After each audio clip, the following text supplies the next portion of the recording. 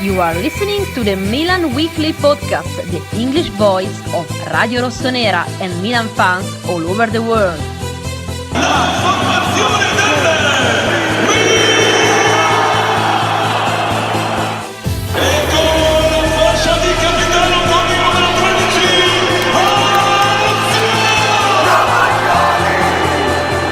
Donnarumma and the double, sensational from him. Rafael Leao produces a moment of utter magic. Teo Hernandez al gol! Teo Hernandez! Ancora lui! Una meraviglia! Ibrahimovic! Zlatan Ibrahimovic! Fuori classe assoluto! Good evening, everybody. Yes, a little early today. I already had the guest in the lounge room, so I go, might as well just get on. I hope you guys are all doing good. Little special today, Steveless podcast. We all deserve a break, maybe a break for me in the near future. And I hope everybody's good. Liban Youssef, Kim, who else do we have over here? SM, Timmy, Sultan, Speedy Gonzalez. What's going on, guys? Thank you for always joining, always being here. Broadcast live through Facebook, my own page, YouTube, Twitch, and the Periscope / Twitter. So so thank you for everybody that's joining us. And you know what? We're gonna get this. We're gonna get this started. David, how's Steve doing with the Jello? Yes, it's coming along because he found the substance, and the kiddie pool should be ready. We just gotta determine when we do it. And remember, guys, he does want to do it. Here we go. Cari amici sportivi, welcome yet to another edition of the Milan Weekly Podcast. Here we talk everything Milan, from, is it really winter champions Milan? Mercato coming Milan, and well, we're not professionals, nor do we pretend to be. Good evening, everybody. Yes, where we're not professionals, Steve is still with me in spirit, but, there's a break like everybody else, and before I introduce our guest, guys, we're going to go through, a lot of Milan stuff, even Serie A, what's upcoming for the Mercato madness, as Stevie P likes to call it. Want to take a couple of things, some housekeeping stuff, right? I hope you guys all spent a fantastic holiday, fantastic Christmas. I know most of you guys have been probably in lockdown as we've been here in Montreal. For me, to be honest, guys, unfortunately, I had a COVID case at my store on the 23rd. So all of us had to go get tested. We all had to stay in quarantine at home. We all got our results. Everybody's negative. So that's the positive there. And, I called this video that for 2020, I think Milanistas is the only ones happy about 2020. It's been a shit year. The only thing good happening in 2020 is, for Milan to be at top of the table. But it's been a pretty interesting year, and a week away, a couple of days away from 2021, and hopefully things change for the better. On the other side note, I want to take the time, guys. I've been reading a lot of the comments on YouTube, and I know a lot of guys, start talking about Steve as being negative, and these comments on YouTube, and I keep reading this kind of stuff, and guys, it just makes me laugh because we're getting comments that it's like we're working for ESPN here. Calling him negative, you want to call him negative, that's fine, but starting to really saying, no, but you're right and he's right. Steve, I'll always have his back. Steve, yes, very opinionated. We've argued in the past, but sometimes you guys need to realize that Steve will say the things that most of us think, but will not say out loud, right? So it's just entertaining we're doing this to entertain, we're not professionals, nor do we pretend to be, and that's our motto. So guys, if you want to, I've seen a lot of banter back and forth with Steve, but some of them, a lot of them with respect, back and forth, here's your opinion, my opinion there. But again, guys, we're not spewing facts here. These are our opinions. These are not facts. And for you guys that kept on listening to us since day one, we're over 1,200 subscribers. We're always getting close to 1,000 views a week. We have Patreon, 35 on Patreon that are supporting us. And, it's just, I'll forget the little negative and talk about the positive, because you guys have been fantastic. Reaching the four corners of the world, whether it be through Milan Club Montreal, through you guys, through Milanismo worldwide, and you know what, those little ones that yes, we're on the internet. You're gonna expect these kind of people and these kind of trolls, but let's take everything, guys, with a grain of salt. We're all here to have fun. We're all Milanistas. If there weren't Interistas, then we could make fun of them from over there. But that was my 2 little cents from there. And before I bring this guy on, I needed to do a throwback today, and Facebook Frank actually put this idea in my head. Little does he know. He sent me a message that he didn't like this guy's comment the other time, and I'm like, you know what? I love it because he got to you. He's a true heel. He is one of the originating co-hosts of Red Card Weekly. He is our friend, the Snake, and yes, he's an Interista, as you can see, guys. Francis the Snake Colo Giacomo. Francis, I think the last time we were doing this together has got to be 8 to 9 years ago. Welcome to your first ever Milan Weekly podcast. How are you, kind sir? Thank you. Super excited to be on. I thought I'd show up here with my bragging rights. Inter beat Verona. I go, Inter, I'll be winter champions. I'll have my God. Here. I know how much you like wrestling, Vince. But Milan beat Lazio, and they're still top of the table. So that did not work out. And we're gonna get to that. We're gonna get to that. And before we do, thank you for that little shout out, and rest in peace, Brody Lee. To all the people know. But Francis, for the people that do not know Francis the Snake, you see everybody's like, oh hell no, David, oh my God, Francis, guys, he's a snake, and he's here, and he's a heel. He's a definite heel, Francis. And if you guys take a look at the original Red Card Weekly videos, you'll see Francis always there to push the buttons of everybody. But Francis, a little bit about yourself for the people that don't know you, your love of Serie A, and why in the hell Inter?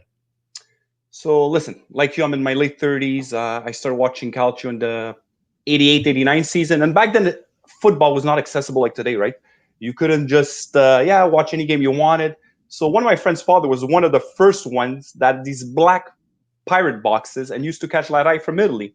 So whenever I used to go over, we'd play whatever in the living room, and the game would be on. And he was an Inter fan. And I remember that year, obviously, is the year Inter won the Scudetto. Matteus was the first player that really caught my eye. So I said, I like the jerseys. My friend's father knows about the game.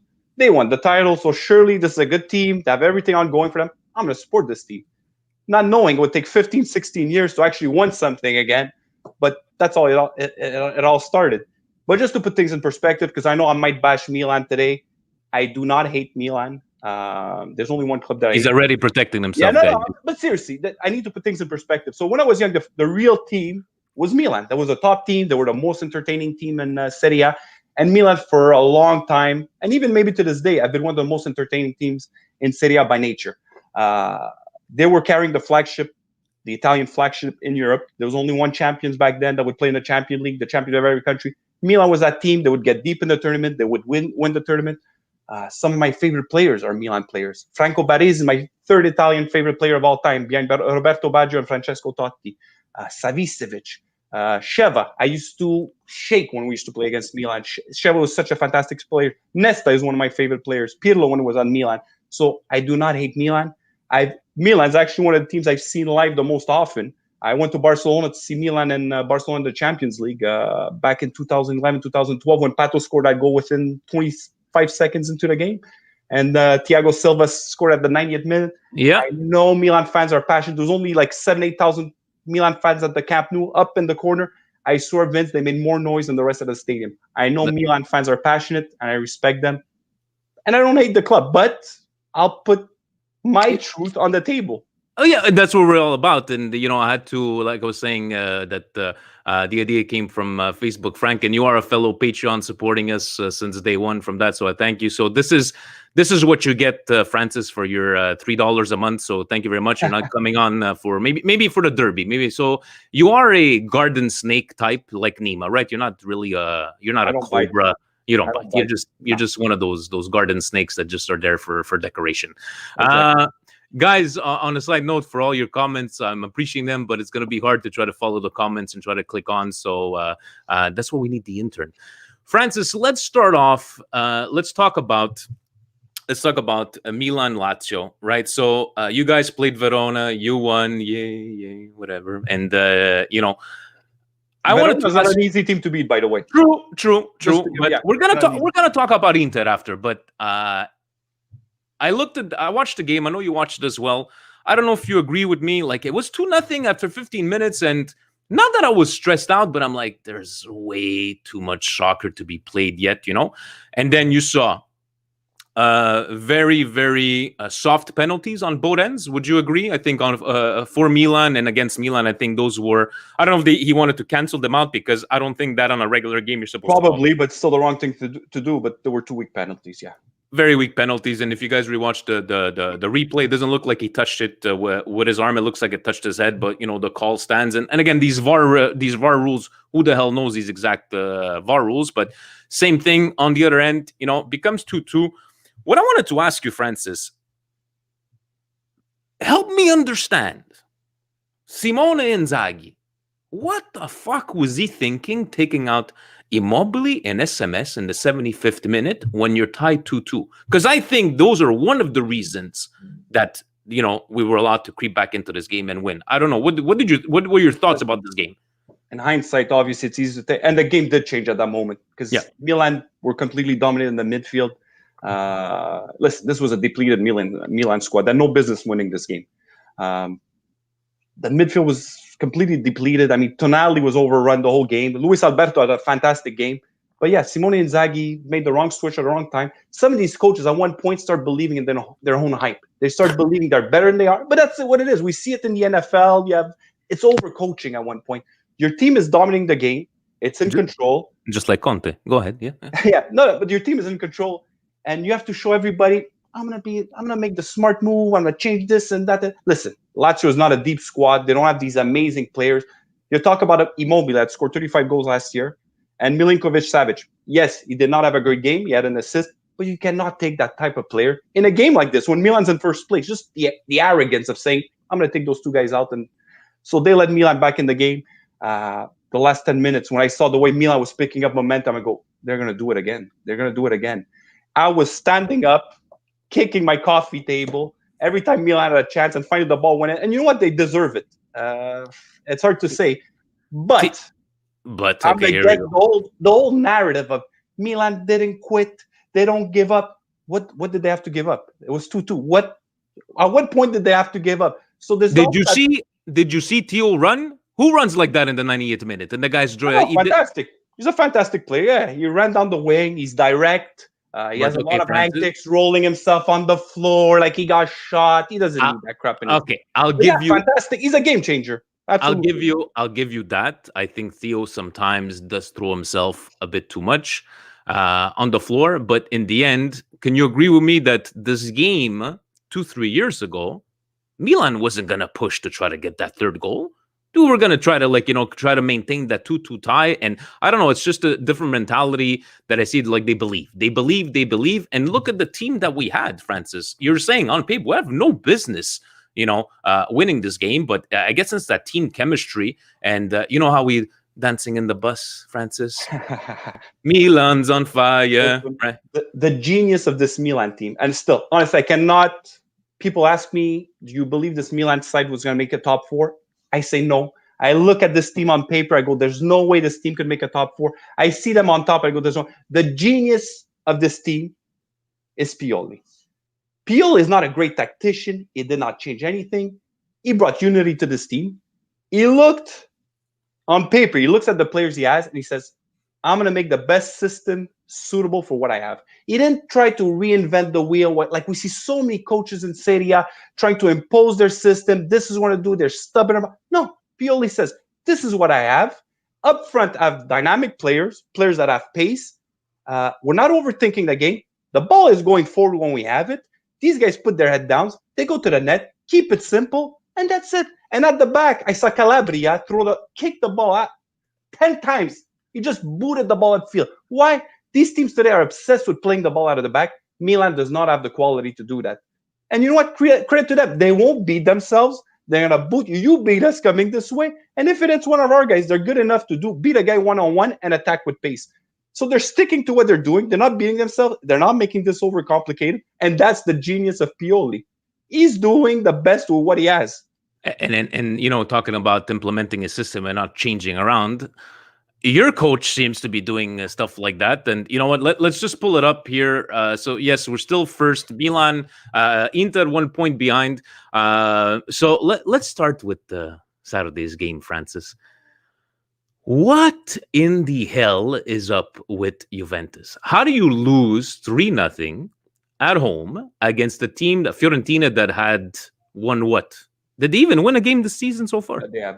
But I watched a bit of that game. It's like we like to make fun, obviously. Like I'm a Juve basher. You know that. Yeah. But yes. The officiating was horrible.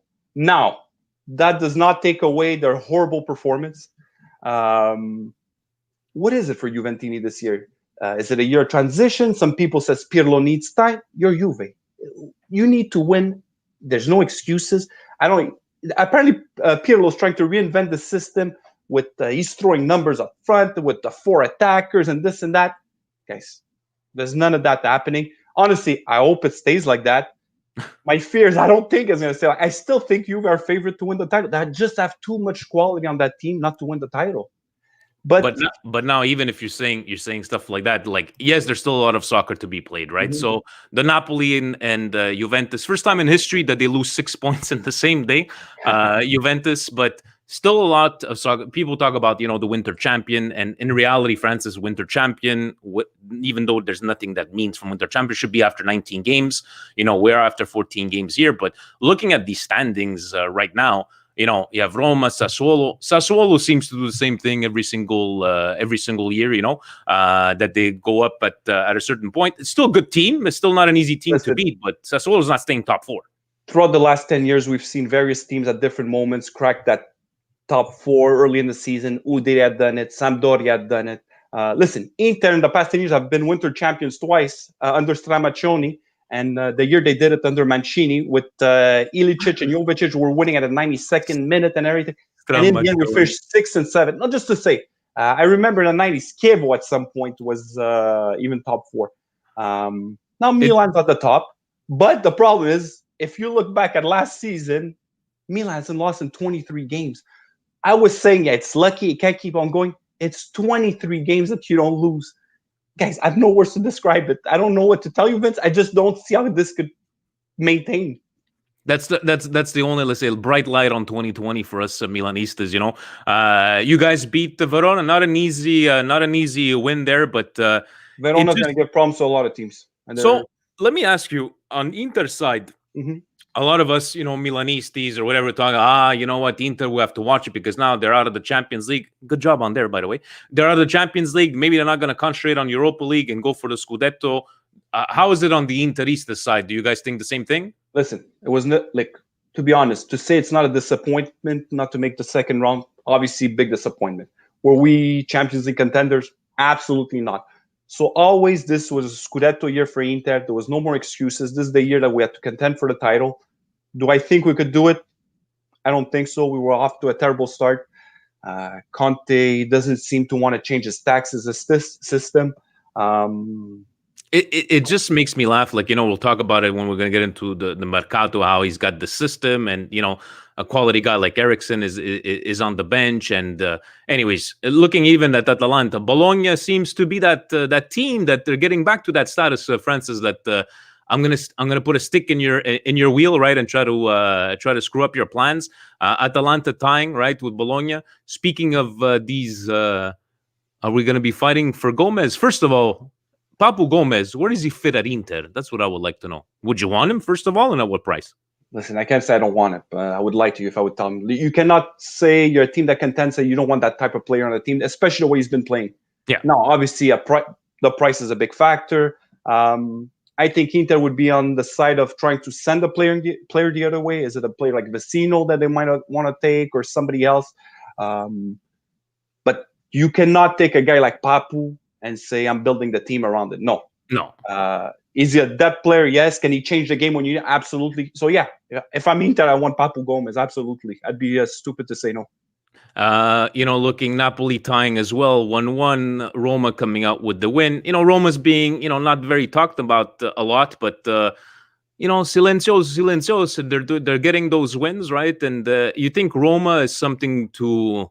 Are they going to do like Lazio every year that they're going to try to make that top 4 and then all of a sudden just crumble? Well, Roma is my top 4 team.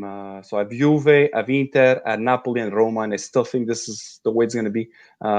In the final third. Wait a second. Milan's not in your top 4 as we speak? No, Milan's not in my top 4. I refuse to believe that this side is a top. No, I've been saying all along, and you know what? People say that Steve is negative. Steve always defends Milan and says Milan will finish in the top 4 for sure. And he said that from the beginning. So to the people that think he's negative. And by the way, I think it's Steve answering you on YouTube because this podcast is too friendly. So he's still like, crank it up. Be a heel. But I just told you, Milan will finish off Roma in the final third, play the best football in Italy. So Roma is going to finish ahead of Milan. I think so. I think Roma is the 4th spot. And I'm the one that drinks all the time. I love their combination play. Francis, I will respect your opinion. I'm not saying it's right, but I will respect your opinion, even though it's completely false. But we're going to, going back to Serie A starting as of Saturday, I believe, and then Steve will be back and we'll talk about the games there. But you do have who do you have upcoming yourself? Hold on, Crotone, and we have Benevento. So those are the kind of games where we're used to.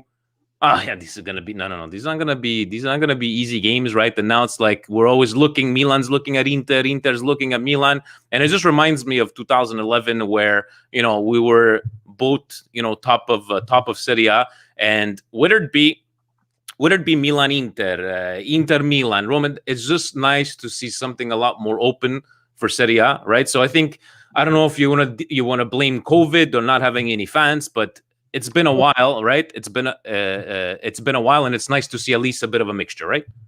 Yeah, absolutely. Listen, we've been dying for this type of parity in Serie A.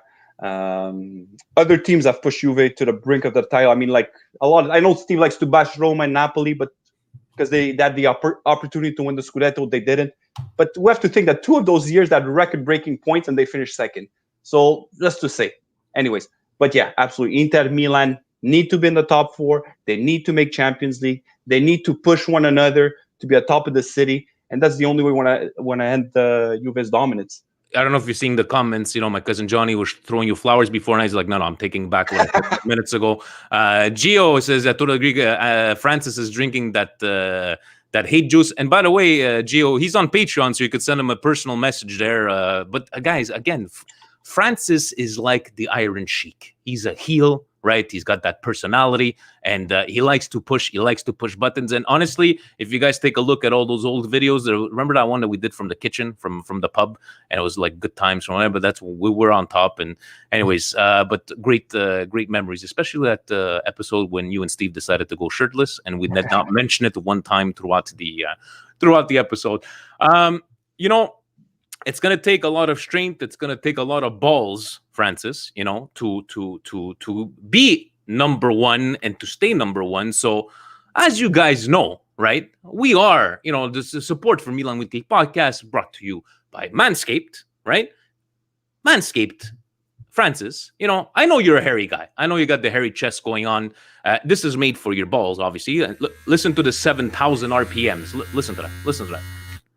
And what I wanted to make sure that everybody knows by using the code, 20% off and free delivery for Milanistas, Francis, I would suggest the ball deodorant that is called the Preserver, because we need to preserve first place in Serie A, right? So the Preserver for Milanistas, this would be a great thing, guys, because after you shave, you got to put the deodorant. It smells very nice. So I need the Preserver. Let's preserve that number one spot. Oh wait, Vince. Only the Milanisti get something. What about the Juventini and the rest? Like the Juventini, what would they get? Well, the Juventini, glad you're asking. The Juventini can go for the ball toner, which is called the Reviver. So they need something to revive their teams and get back onto the Scudetto race. But liking to take jabs there. But guys, the whole kit, 7,000 RPM, ceramic blades. When using in the right way, it does not cut. I know I've read a lot of people using it for their beards, for their chest, and this. Francis, who at Inter you think would need manscaping? Who do you think is a brute over there? I don't know, but for myself, I'm not well endowed, and I gain a couple of inches because of it. So there we go. How about maybe Lukaku? Lukaku looks like he's got a hairy chest. I don't know. Maybe. Inter guys don't make videos in the dressing room after the game, so. Okay, here we go. But guys, manscaped.com, manscaped.com launched in Canada, so you can get your whole kit. I know a couple of the guys from Milan Club Montreal ordered it. I think that's on its way. But the whole kit, it's fantastic, guys, and it's actually really quality stuff. So for Juventinis, the Reviver. For Milanistas, the Preserver. And even you, Francis, you could get the Reviver because, you're going to take that dip. You're going to need that revive from Yes, Adriano, save balls and Forza Milan. Let's go through a couple of the podcasts, the questions from Patreon. Peter Bernard is saying, cari amici, what a year. But he says cari amici. I don't think he's talking to you. I think he thought it was Steve. What a year 2020 has been. What is your top 1 or 3 highlights from 2020? Let's go with the top. Listen. I'm going to tell you, as a Canadian, Alphonso Davies winning the Champions League has to be one. That's true. Yeah, no, that's a very good one. Yeah. Yeah, go ahead. Atalanta's a feel-good story. I mean, I know you guys are not big fans of Atalanta and Gasperini, but it has to be, guys, they made a run in the Champions League. They're fun to watch. It's a feel-good story, right? You have another one? I'll give you the win, the Derby win. It's been so long that Milan didn't win a Derby that it has to be number 3. It's a Derby that they won this year against Inter. Yeah, it's been a while, and then I'm gonna have to do. I'm gonna have to do honestly the comeback win against Juve. That's got to be my top. Coming back down to nothing and scoring 4 goals against Juventus is like, holy shit! It was really a feel good moment. I know it didn't mean anything, right? But it was the fact that we beat Juventus in that kind of fashion. For me, that's got to be my top story for 2020. I know there's many more, right? And I guess you guys in the comments, you're enjoying yourselves and entertain yourselves. From Colin, it has been a year to remember for sure. Post lockdown form has been incredible, and we are in Testa and the envy of the league. We need reinforcements for sure. Which position and who would you get? Also, the renewals of Gigio and Hakan, 4 million, are almost in the bag, hopefully. But, if you were, let's say for Milan, I know you followed the sport. We're talking about center backs before. Kalulu's come on. He's been playing okay. But if you were for Milan, would you go get? You definitely needed some sort of striker. I know. Hold on a second. Who?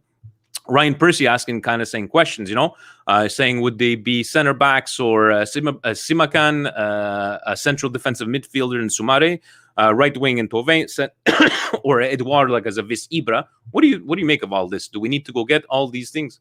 First of all, Colin seems like a very nice guy, but to state that Milan are the envy of Serie A, I don't think so. Like, take it easy. We are the envy of Serie A. If there's one club I'm envious of, it's Juve. Their money, and they're able to get good players and have a trophy cabinet full. So Milan is not the envy of Serie A. All right. No. Answer the question, Francis. Answer the question. If I'm Milan, those are the right positions that they do need help. But all the names mentioned. Forget the names. Forget the names. Milan needs to secure Champions League football at all costs. No, there's opportunities on the market. There's a lot of big teams with big rosters. They're trying to get rid of players on high salaries. They can't sell them. Would a player like Isco be an opportunity on loan? Something like that. They need an impact player. Papu Gomez would be another player. Hakan has been good this year, much better than last year. But if something happens to Hakan, what happens? By the way, Hakan, he's known here as Hakan van Basten, because we had one of these viewers that said that he's on the same level as every player since the 1990s. So Hakan van Basten, yes, at 4 million, hopefully not this $7 million that people were thinking about. Gigio should be renewed, hopefully. With Raiola heading that, you never know. How about Inter? What do you need hypothetically? We need a striker. I mean, we need another option up front. Because you're Lukaku dependent. Yeah, our whole play is based on Lukaku. Playing off Lukaku, he's the target man. He's the guy that scores the goal. We play off of him. Everything is based on Lukaku right now. But we need options. So I think a fourth striker would be much needed. Probably another midfielder. Eriksson is leaving, so we'll see who they could bring in, right? So and I know we've been trying left backs after left backs and after left backs. Nobody really seems to be working. Ashley Young's the best we've got, and Perisic comes in sometimes. So I would like you to talking about transfer. Yes. Yeah. Ashley talk Young about is your best transfer. player. No, Yes, go ahead. No, go ahead. there's another aspect that Milan fans haven't looked at. Theo has been spectacular. Benacer has been very good. Gigio has been very good. If Milan doesn't make the top 4 in Champions League, you don't think these guys want to leave? You don't think they're going to get offers from other clubs and tell Milan? So this is not the pressure's on Milan. They need to make Champions League. Because now you're talking about bringing players, but you might consider losing some players at the end of the year. So you need to bring in players that change this team right away. Not projects like a Hog Hogan that you guys bring in. Because for every Hog Hogan, there are 10 guys that end up being nothing. 100%. There need to be an impact player in there. For sure, So we need an impact player. I would prefer for Milan to get a player within Serie A. Somebody has experience in Serie A. You know what you get out of that player. I wouldn't go for these young guys that are not proven. You need solidity on the team. You have a very young team. I know Milan fans like to brag about we have the youngest team in Serie A. When it's going to come to crunch time and the times are going to get hard, you need some experience on that field. And if we need to believe, sports media said reporting today that Kajar might be coming back against the Benevento, but Ibra not looking good, maybe for Juventus. So again, how long can we maintain this cadence, with this team? And guys, I'm wishing for all, but sometimes we gotta have that realistic thinking. But yeah, no, definitely an impact player. At least we're agreeing on one thing. Bernardeschi, no? You wouldn't take a player like Bernardeschi? Because now I know you have Castellano. You know what? I'm gonna go with my friend Steve here. I don't want no extra fucking Juve players. I don't want any of those there. We've had enough. We took on enough with that clown of Bonucci. Great game last time, Bonucci. Great game. The Gio even saying like keep up the great work, reinforce the squad, and Theo is the best left back in the world. See, that's his opinion, guys. That's his opinion. Gio, thank you very much. Nathan just going, not a question, but it's great to hear Milan being taken seriously again globally. Looking forward to seeing what Maldini cooks up next month. That I need to... Yes, Angie, we need the Ricardo Rodriguez back. Let's bring him back with that beautiful coif. But being taken seriously, I think that's I'm not saying that a guys like Bayern Munich are taking us seriously, whatever, but we are the talk of European football. We haven't lost compared to everybody else. And the difference that I found, Francis, that 2-3 years ago, the Beneventos, the Crotones of the world will come to Milan and not fear us. They will just go ahead and let's go and play. And now I think that's changed, no? To that point, I think what's playing to Milan's benefit is when you look at the team, teams still think they could get a result against Milan. So they'll try to play. There's space for Milan to attack going the other way. I think Milan hasn't been too good when teams have been sitting back. Maybe some more teams right now, a sign of respect would be for more teams to actually start sitting against Milan. Just sit there and be patient and try to get some counterattacks like Parma did. Yeah, I know that they even talk in a couple of articles. I know Adriano mentioned Scamacca from, was it Cagliari? No, not Cagliari. He's owned by Sassuolo. Another very good place in Genoa. He's in Genoa, but he's on loan from He's very raw, guys. But again, it's not a guy that's you're gonna go get to make sure you got top 4, right? Just like more of an impact. They've been talking about Jovic too from Real Madrid, right? Yeah, but listen, he was really good in Frankfurt. Didn't work out in Madrid. Would you take a chance on a guy like that? He's a bit older. He's a bit more maturity. Maybe that would work. I mean, that's the type of player you have to look at. There's opportunities out there on the market from big teams. And coming into a team that is riding a high and the team chemistry is high could maybe do wonders for these kind of players. You never know. Ryan Percy saying, "Hey guys, Merry Christmas. I hope you had a great holiday for January. I'm guessing that Milan's only going to sign 1 or 2 players." Sorry, Ryan, I had mentioned this question before. Sorry about that. And Paulie, what players do you think we should? Okay, this one I like. What players would you think we should offload during the transfer window in January? Should we keep the likes of Musacchio, Conti, Castillejo, Duarte, or do you think we should wait until the summer in case releasing too many players could upset the squad? And that's an interesting question. I don't think releasing all of them would be a good idea, but team chemistry has to be taken into effect. And a look at the injuries that we went through, right? That you need. I'm not saying that these players have played, but maybe a couple of them. I don't know. Do you think, like, let's say if you were in this position and these guys haven't played, right? It's not that, Vince. It's of all years, like with COVID, this is the year you have to be very careful offloading players. You don't want to become too thin, too fast with injuries, with the COVID and everything. So if you're offloading, you have to bring in some players. You have to be very careful this year. hesitant for Milan to get rid of some players. One or two maybe, but not more than that. I know that Rob's saying, the Jovic linking up with Rebic, that connection there, and Rebic, even to see that relief in his face to actually score that goal, because it was a while. How about perception of an Interista for Leao? What is your perception of Leao? Dynamic, pace, very mature, not composed, inconsistent, not ready for the big time.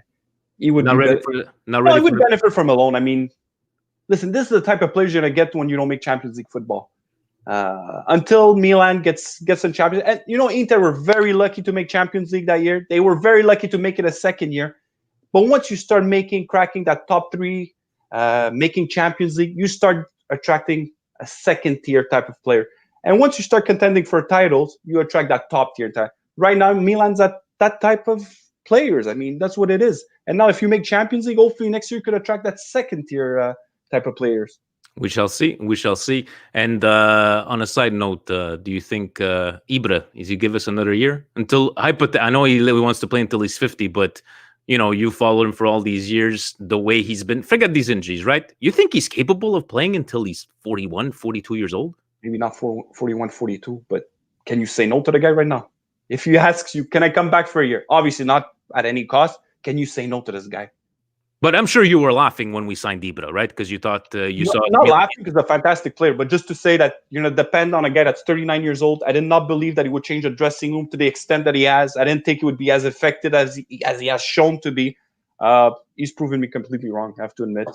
But Milan cannot depend on that type of player for next year. They need to sign a guy maybe like Belotti, or they need to sign a primetime guy next year. 100%. And let's just take it over to Twitter to see if we have any questions. I don't think anybody had, because you see, they saw probably Steve's not coming on, so it's like, no, I don't have no question. Let me just click on these. What do I notifications? Oh boy, hold on a second. You can make some comments about me. Look at the comments on maybe people are trash talking you, Francis. I muted my comments to avoid all that crap. But you do like pushing our buttons, and mine especially more than Steve's. But we always enjoy ourselves, and we always we like to do this kind of stuff. But in the end, it's all in good fun, and it's not like we're gonna go fighting outside for after a game. We just like to poke fun, and again, it's just that.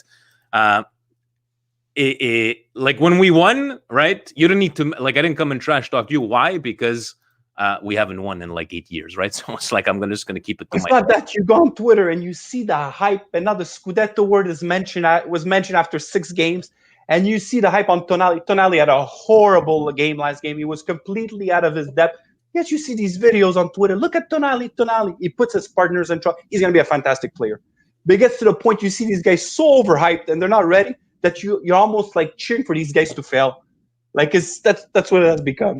I love it. What's worst according to you, Francis? Hearing, an Interista hearing 7 Champions League, or a Milanista hearing triplette? Because we're both what's the worst? Honestly, to me, it doesn't bother me. I don't support my club because I want them to be the best and the most this and the most that. Like I said, if Milan makes it in Champions, I'm not cheering for them, but yeah, secretly, I'm fine with it. I won't be mad if they win. I don't care. So you're not but the treble is quite an achievement because nobody else has done it. And especially in this time where you see it's done in France, it was done in Spain, it was done in Germany, and it's done on a regular basis. Inter's the only team to have done it. And just for that, I'm happy. And it keeps me, when Inter was finishing 7th, I would watch you, and this is what would keep me invested in the game. Watch them win Coppa Italia. Watch them win Scudetto. All to fail in the final. My friends would have to hide. Hey, we're going to do it. And then I would have to shut up.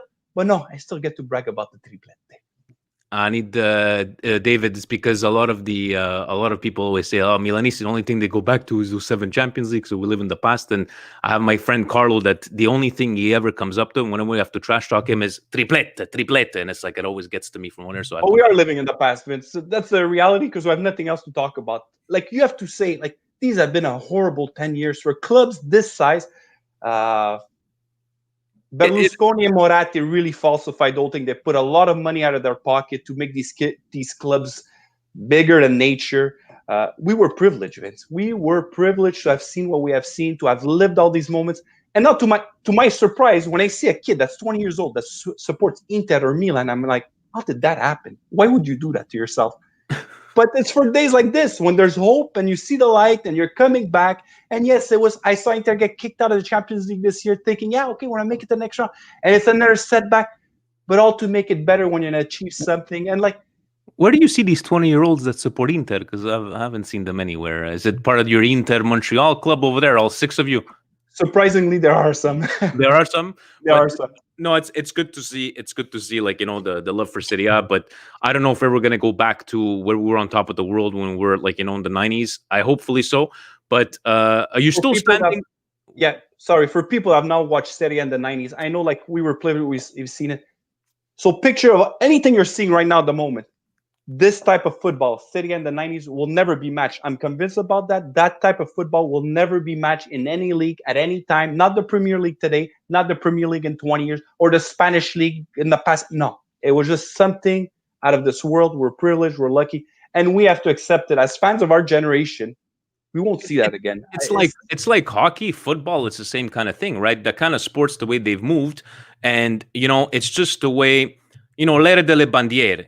I'll always say it. For me, I have the utmost respect for Javier Zanetti. That guy, it's like I couldn't hate the guy. He's the only Interista that I couldn't hate.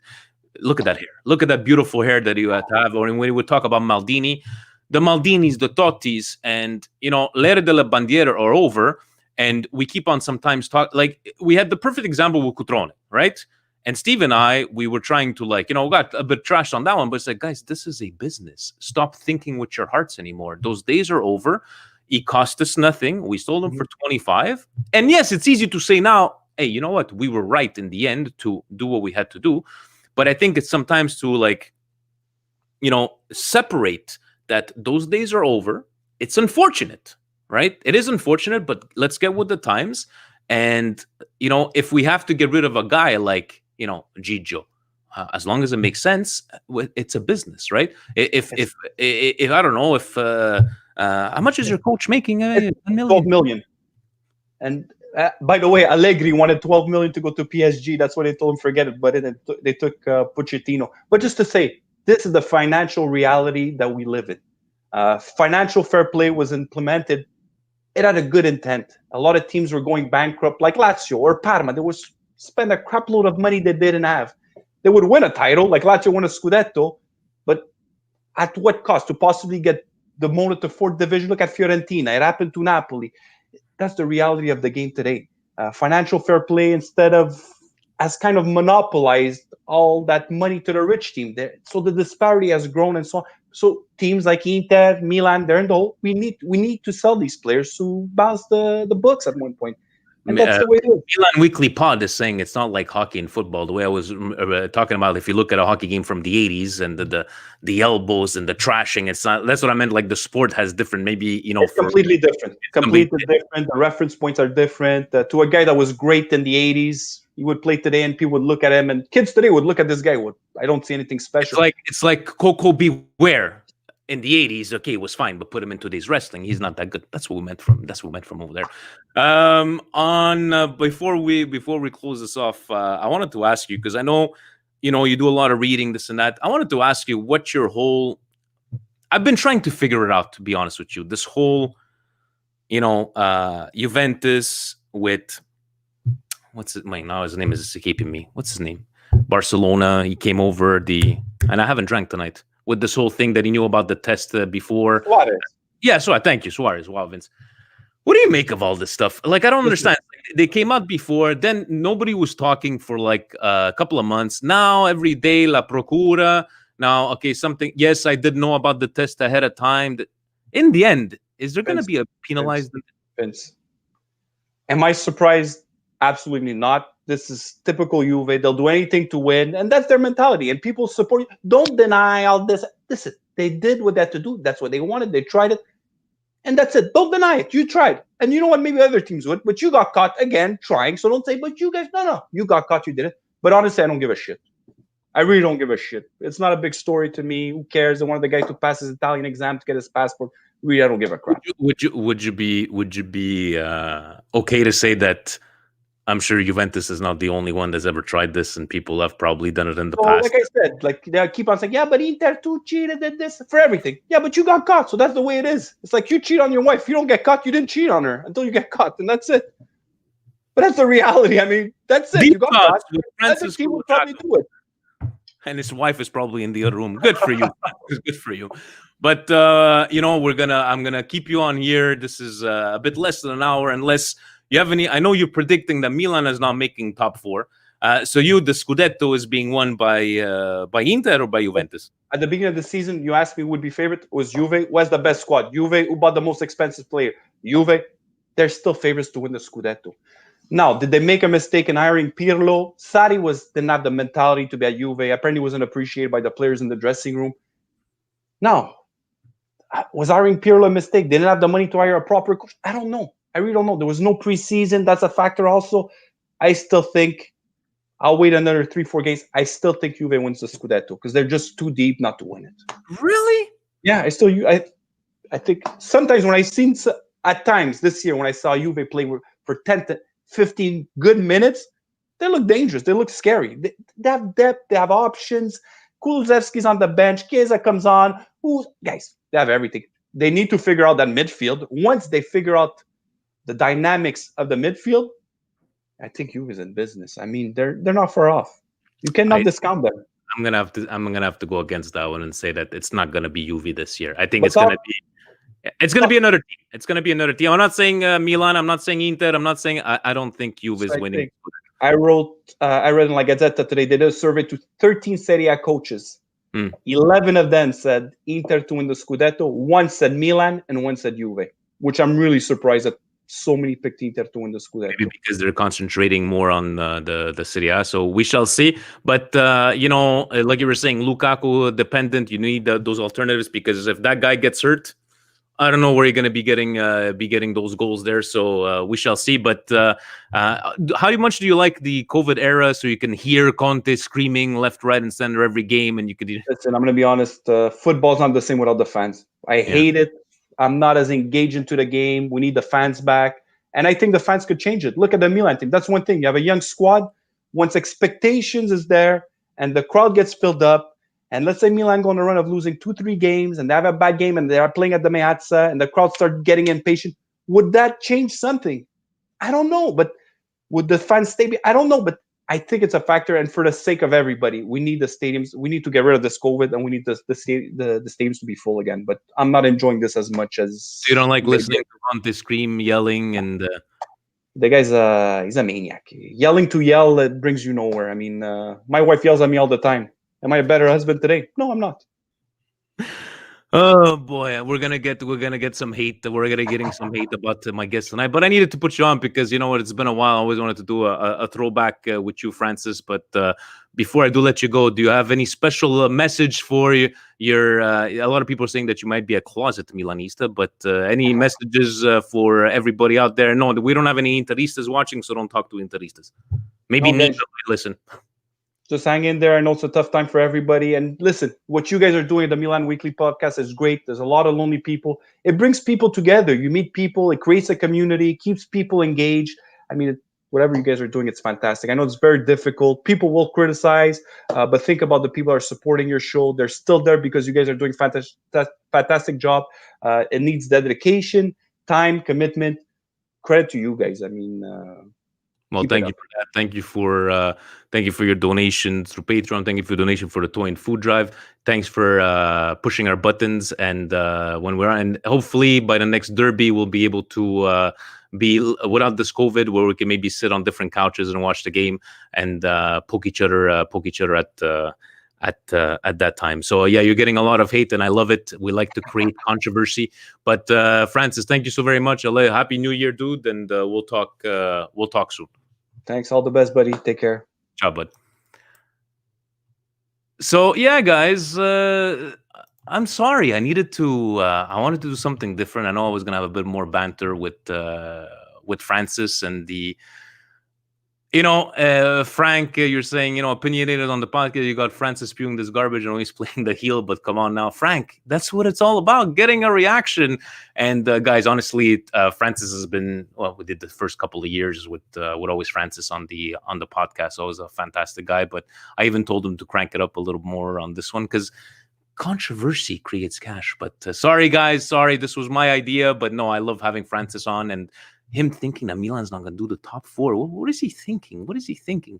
He must be that glass of water, but probably be a vodka.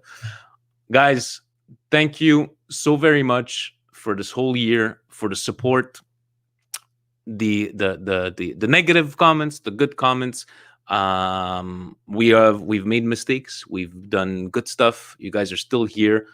I wish you guys nothing but the best for 2021. We wish Milan nothing for the best for 2021. We got a game, right? This Sunday, guys, correct me if I'm wrong. It's not going to be an easy one, right? We'll see how that goes. But I really hope, yes, it's great to have 2020 going this way here. But 2021, if Milan can stay on top and everybody in this world gets some sort of vaccine or COVID goes away, hey, big guy upstairs, if you can make that happen. But hopefully one day we'll be able to get together, watch all together. Stevie P, shout out to you. Hope you're enjoying your free time, and we'll get back on next Monday. So to all, a happy new year. Thank you so very much for everything, right? And we're going to talk, next year. Ovunque e sempre. Da Stevie P, da Vinny T, Forza Milan. Oh, and sorry, guys, I got to make sure that we put the proper video. So thanks, guys, once again. Really appreciate it. Have yourselves a good night. And he didn't have the more of the video. So Presidente took out the video. Sorry, guys. Buonanotte, buon anno. Ci vediamo in 2021.